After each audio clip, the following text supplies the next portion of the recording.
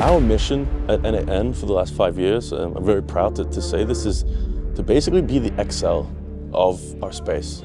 So when you think about automating something in your life or at work, when you think about leveraging all the different AI stuff that we have today that's going to come, that you think to open it in n8n.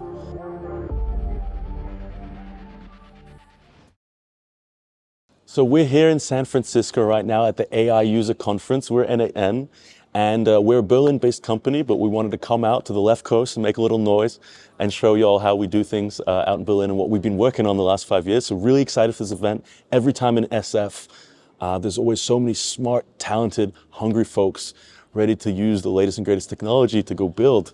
My role officially is I'm a senior developer advocate at n8n. In fact, last week, it's 5 years at n8n, so I joined as a founding designer, basically built out the app.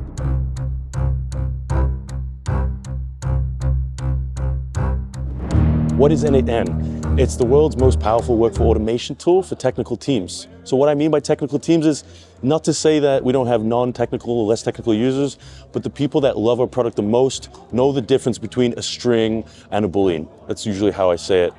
We don't box out technical users. You want to execute code step, you can do that in JavaScript and Python. You want to know code step, you have that flexibility as well. So we get a lot of users who spend a couple of years in sort of other tools where they kind of hit a glass ceiling. You got frustrated, had to switch. It's available. We really realize that automation is the rails to deliver. What we're seeing production today is agentic workflows. So you've got agentic steps, but then you've got your traditional steps. You know, if you're validating an email, use a regex filter. Don't run that through a neural net. So that's n8n in a nutshell. You know, just checking from like Google Trends, you could see n8n has exploded. Yeah. What do you think? What do you think is kind of the reason behind that, as far as just the popularity, Sure. and adoption of it? Sure. What's your thought? Well, I think the first thing is from day one, we've really invested in community, and community doesn't happen overnight. It happens over months and years. So by the time the world was really excited about the possibilities of LLMs and whatnot, I think we already had a really strong community, and we were really early to bringing sophisticated agentic capabilities into the n8n app. So a lot of competitors and stuff, you know, you can run an LLM call, but we were one of the first to allow you to have, you know, multi-agentic tool calling functionality and all this kind of other stuff that you could only really do in code at the time. So I think a lot of people were excited about this technology, and they saw that the barrier to entry with a tool like n8n was a lot lower. And then with our community, we got, you know, hundreds of creators creating amazing tutorial content stuff, covering all the edges and stuff that we ourselves as a core team couldn't, because this space moves so quickly. So I think all those things together, then a little bit of luck and a lot of good market timing, and that's where we're at today. But yeah, we're really excited for this, for the growth so far. So if somebody's just kind of new to all of this, but they see everything that's going on, they see it exploding, they want to get involved, they've never coded, they've never done anything, where would you recommend they kind of start with n8n? Keep it simple. Like, I think a lot of people, they're like, oh, like, you will see these videos that say, oh, this workflow does everything. Start small. And what I would say by that is, a lot of people sometimes don't have a good handle on their processes. So if you know, like if you have documented processes that you're doing today, you're already in a much better step, because you can look at that process and basically you just got to do an effort impact kind of comparison. Like, oh, okay, this looks relatively easy to do. It's not super complicated. We're doing a lot. So I would say, if you got a big business process like that, pick that one part of it that you're doing a lot, that is perhaps easier to do, and start with that and learn as you go. That would be my biggest advice, is start small, because then once you get a little bit of ROI, right? You get a workflow activated, you're saving yourself an hour a week on something you did, or a couple hours a week. That can justify you to keep going, especially if you're doing this at your organization and you got to justify ROI. Get some simple, small workflow shipped. And then I would say, in terms of like learning, education, there's a whole pocket of YouTube from our awesome global community covering all different kinds of verticals. So if you're in marketing, if you're in development or something, it's probably an n8n community member making like content specifically for you. So I would check that out. I also have some tutorials on our official YouTube channel, but there's a lot of content on how to learn this stuff. And with the power of, you know, GPTs and these assistants and stuff, even if you got to do a little bit of code, you can get help in that. So don't be scared. And I see users every day coming to me and said, Max, I knew really nothing about the technical stuff when I started. I started with n8n. A couple months in, I learned a few skills, and now I really feel like I can build to what I thought only developers could do before. So just know that there's thousands of people every day trying n8n that are not super technical. They're getting a bit more technical through their journey. And at the end of that journey, they're automation pros and they're saving like dozens and dozens of hours a week in their processes. You guys have a very robust template library. Mm-hmm. What would be your advice for somebody, like myself, maybe just playing with the templates, like how to discover things within there, how to search for ones? What would be your thoughts? Yeah, I think at that point, where I would start is think of the app that's like the where you do a lot of work. We do a lot of manual work, right? So like if you're in sales and that's your CRM, let's say you're using HubSpot, go look at HubSpot, sort by popularity, and start there.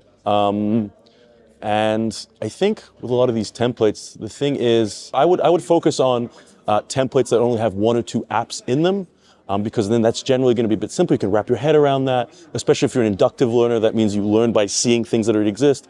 Go learn the basics from a simple template like that, because then you can always freak it and tweak it to whatever you need to do for it. Two things, right? What is kind of the future of n8n? Where do you guys kind of road mapping? And then two, like maybe some of your own predictions as where you think just AI in general is going to kind of go. So I think with n8n, we see like there's a massive interest for the agentic capabilities that we're building out.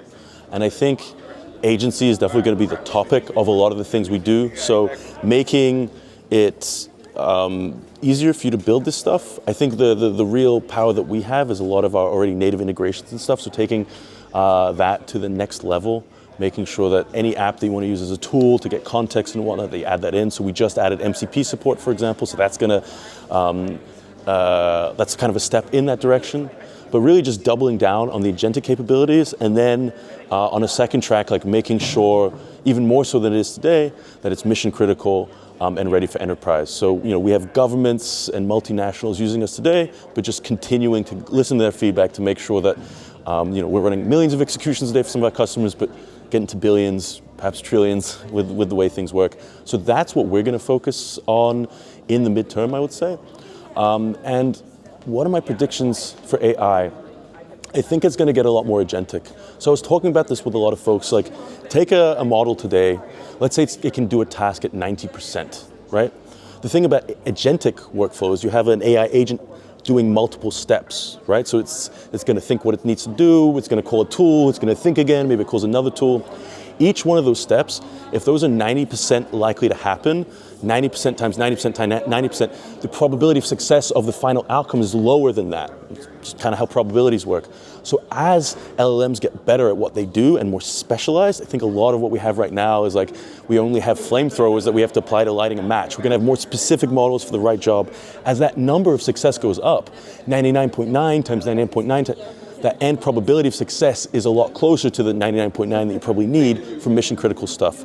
So I'm going to see more, what I predict is seeing more agency in these workflows. And so we're going to see more of the workflow being done sort of in the box in your system, and more sort of really thoughtful human in the loop. Like where's that step where we really need that human context?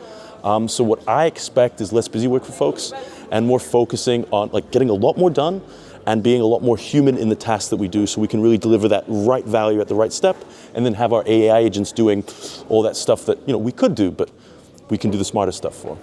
Obviously, I think a year from now, 6 months from now, a lot of this stuff is going to change, right? Sure. How valuable it is to learn this language and learn it now, and how those skills, even though it may not look the same in 6 months, it'll still be valuable now. Yeah, 100%. I think, like I see it today, like if I take like a cousin of mine who's just kind of using ChatGPT casually versus how I use it today, even just ChatGPT, vanilla ChatGPT, I'm getting completely different results from him.